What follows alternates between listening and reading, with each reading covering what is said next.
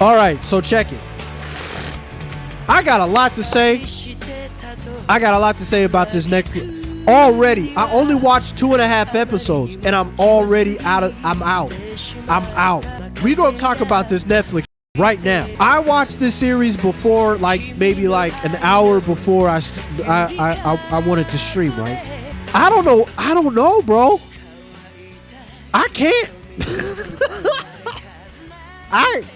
I can't.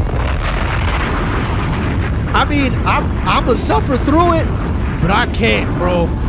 Nah, B. Listen. First off, okay, Cowboy Bebop, in my opinion, is one of the single most innovative, revolutionary pieces of art in anime history of all time.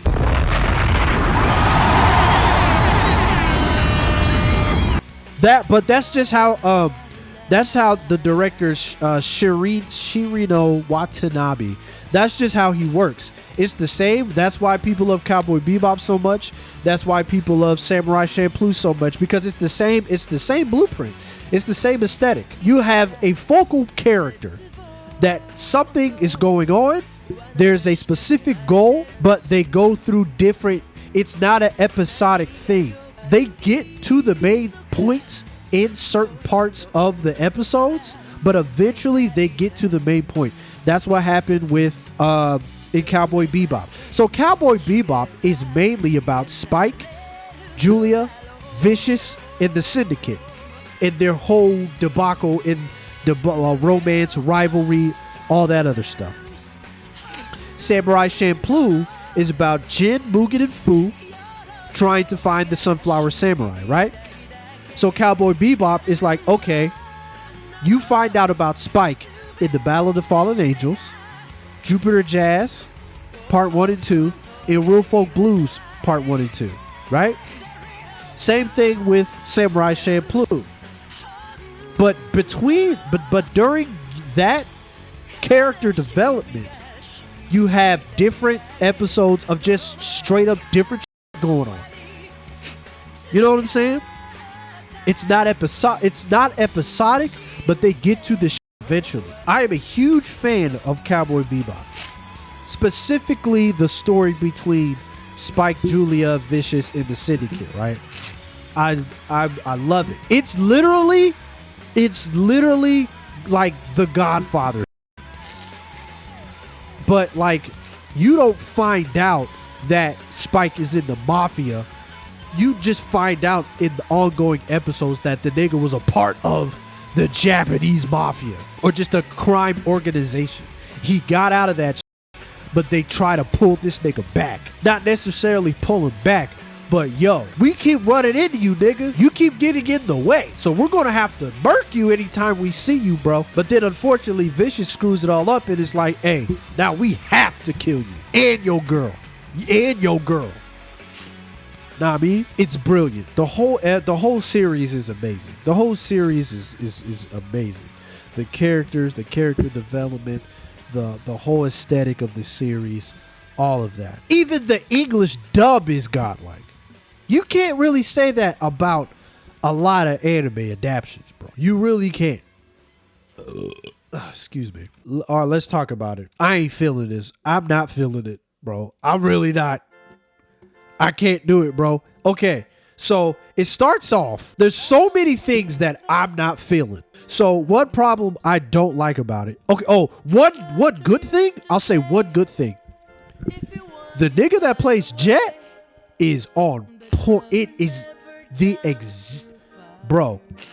I didn't like the fact that Jet was black, but after watching him, the nigga is on point, seamless.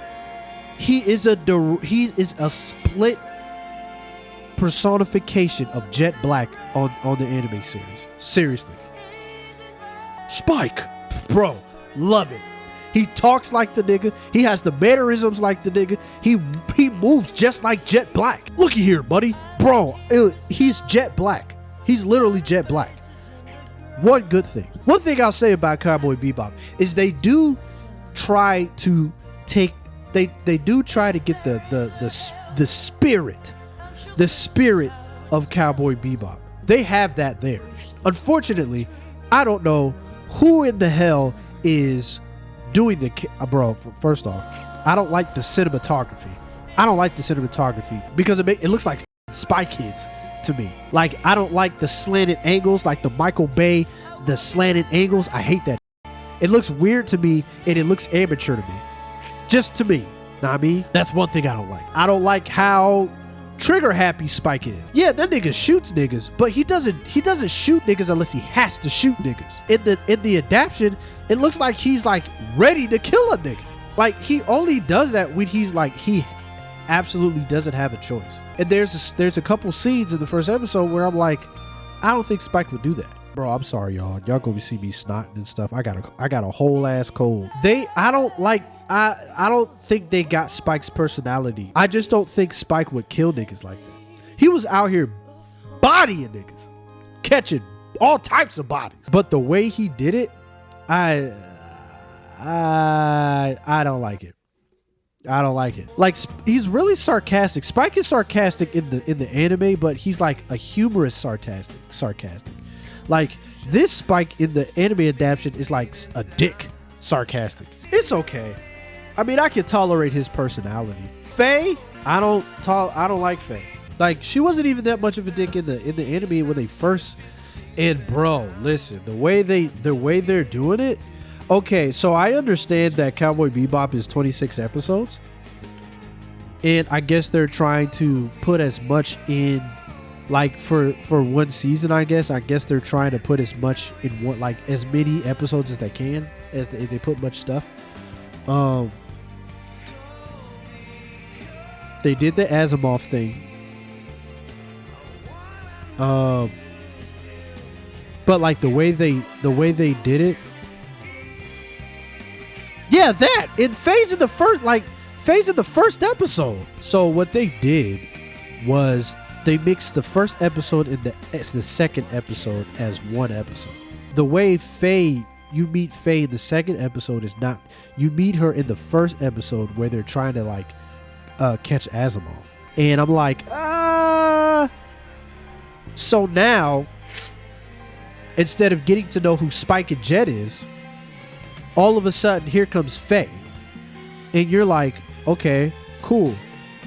But you don't know anything about Faye. You just see she just comes out of nowhere. Like, at least they did they do a little montage about Spike. Kind of sort of like the beginning of the first episode of Cowboy Bebop. They give you a little bit of his background. They give you a little bit of Jet's background. But Faye just comes out of nowhere. She comes out of nowhere and she just joins the Bebop. And like, you don't know anything about her. If this wasn't an anime adaptation and fans didn't know who Faye was, you wouldn't know who Faye is. She would just be some random person out of nowhere and she just joins the Bebop and that's it. Episode 2. That's one thing I was like, the thing that made Cowboy Bebop so brilliant in exposing Spike's past little by little. Certain episodes were left specifically for you to develop Spike in his past and the people involved in his past. Bro. Okay. So in the first episode of Cowboy Bebop, right? Asimov is showing the nigga the red eye. And so some dudes come and like they shoot the bar up and then Asimov just does like his Super Saiyan shit and bow bow bow. In the Netflix adaptation, it's the Syndicate. And it's just like I'm like, nigga, the Red Dragon already? Like, they don't even call it the Red, it's just the Syndicate. And I'm like, nah, you can't do that. You can't do that. Because, and that's another thing. They're like they're putting everything all on episode 1. The one thing that I knew that I was like, nah, this ain't gonna work, bruh. This ain't gonna work. So Jet is chilling. Jet and Spike are chilling, right? So they're talking about catching Asimov, and they're talking about the people that broke in. So like I said, the people in the anime were just like regular like mob niggas or something. They weren't like mob niggas. They were just like drug dealer dudes trying to shoot up Asimov, I think, right? In this adaptation, it's the Syndicate. And then Spike goes to Jet. Hey, bro, remember what we said? Anything about the Syndicate is a no-no. Huh? Is this nigga Spike scared of the scared? And I'm like, nah, Spike wouldn't do that. Now I understand that this is just an adaptation, and I shouldn't take everything to be like straight right on, but some shit just needs to make sense. It's not that he's scared of the Syndicate. He exited that and he's laying low. He has nothing to do with them niggas no more. And he only deals with the Syndicate if he has to deal with the Syndicate. In fact, he doesn't deal with the Syndicate unless the Syndicate deals with him. It's not about him being scared. In fact, them niggas want him back. Except for Vicious. The only niggas that don't want him back is Vicious. Vicious is everything up in the Syndicate.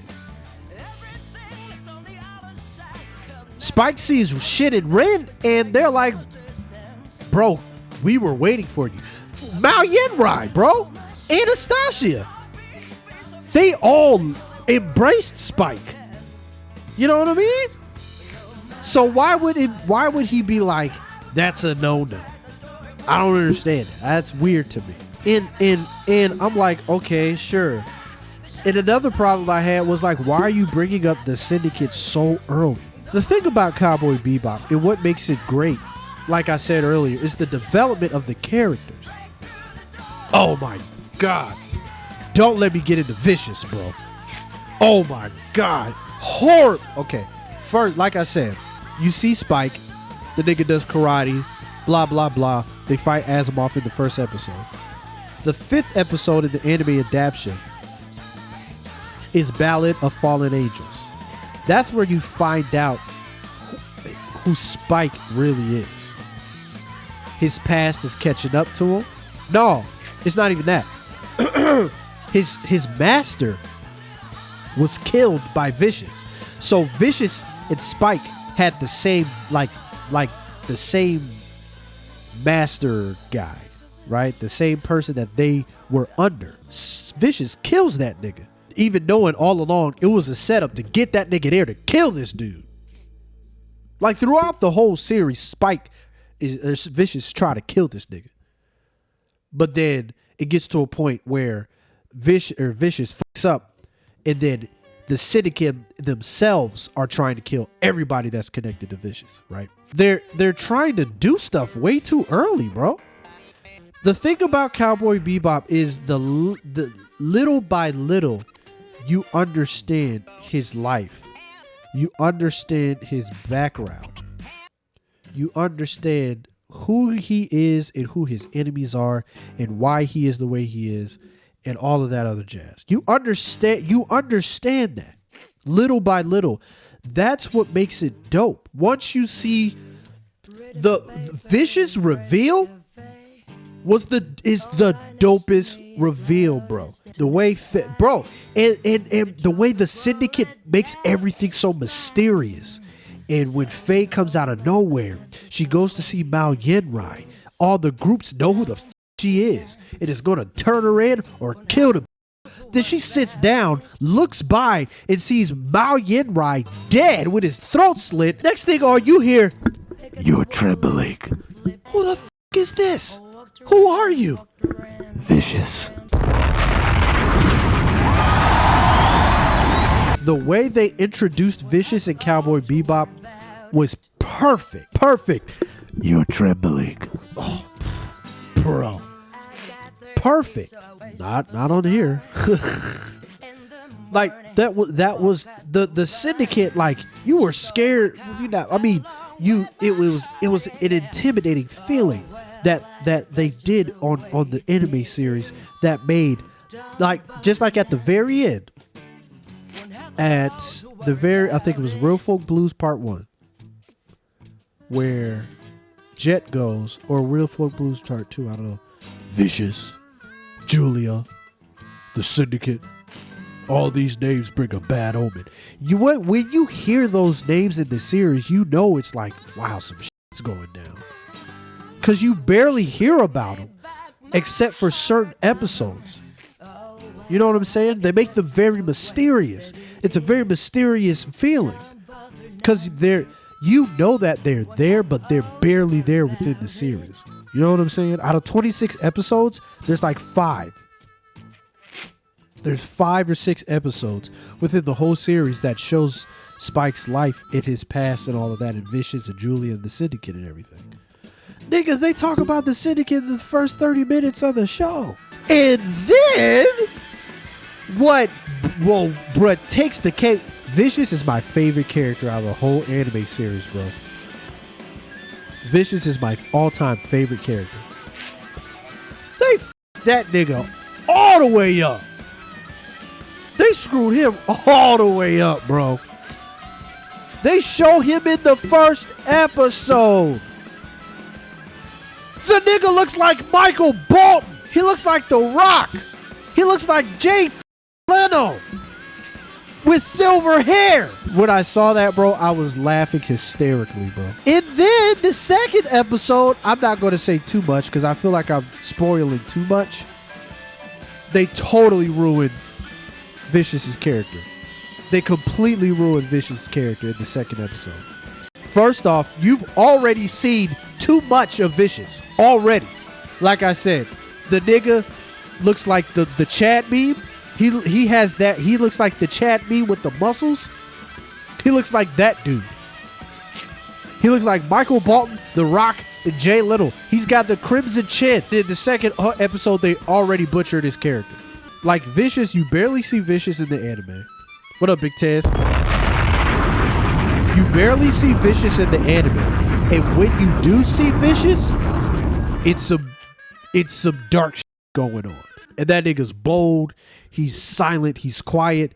He barely talks. Everything about Vicious is supposed to be mysterious and badass and cold and dark. Oh! And Gren? That nigga's a whole drag queen. And I'm not saying that like as if like, you know, like I have some type of issue with like, you know, I don't. But his character in the anime is not like it's not representative of that. I mean, I've only watched 2.5 episodes, so I don't know where they're going to take his character. But Grin is lightweight, a part of that, of those mysterious names that like bring a bad omen when you say them. Like Candyman, Vicious, Red Dragon, Julia, Grin. Those are those specific names that you don't say. You know what I'm saying? Or if you do, some bad shit happens. That's what those names are like. Those characters in that whole aesthetic is. Him being a drag queen or like anything that has to do with like LGBT or whatever. That's not what I'm saying. I'm talking about they made it seem like he won it. They made it seem like the way he is in the adaption is because of what it's like, as if like he's embracing this. In the anime, they forced him. They gave okay. So in the anime, he was on Titan. He was in the war. He was with Vicious. Vicious testified against him for some shit. I don't remember. They took him to jail, they experimented on him, gave him some drugs, and it fucked up his hormones, which gave him female parts and like messed his whole body up. He didn't want that. It just happened because of what happened while he was in prison. They let him out, and then he plays the saxophone at the Blue Crow. Meets Faye, and she finds out what happens to him because he tells the story. He has a grudge against Vicious, and he looks up to him at the same time. He was his comrade. He didn't want that. He was forced. Like they forced drugs on him. On the Netflix adaptation, this nigga's RuPaul. His whole story's out of whack. And Annie, apparently she's some person, some big boss at the bar. Anastasia, she's some like I said, man, I know I shouldn't be that purist, you know. I shouldn't be that purist that's like, yo, this needs to be this, that needs to be that. But these niggas are staring way off. Like I said, the spirit of Cowboy Bebop is there, but the way they're doing these characters, I can't do it, bro. The way they did Vicious, he's a ho-ho. The way they did Vicious and Julia, I don't know, bro. Like, they completely assassinated Vicious' character. Just in 5 minutes into the second episode, they already assassinated Vicious' character. Nah, man. Nah, I'm not with that. I'm not with this Cowboy Bebop joint, man. Like, you know, I don't know. Like, you know, I don't mind things changing or whatever, but holy crap.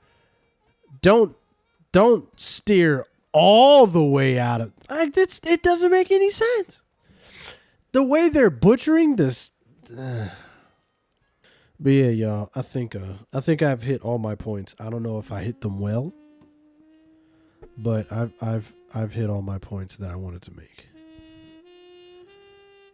Cause that joint was trash. I'm gonna still watch it though.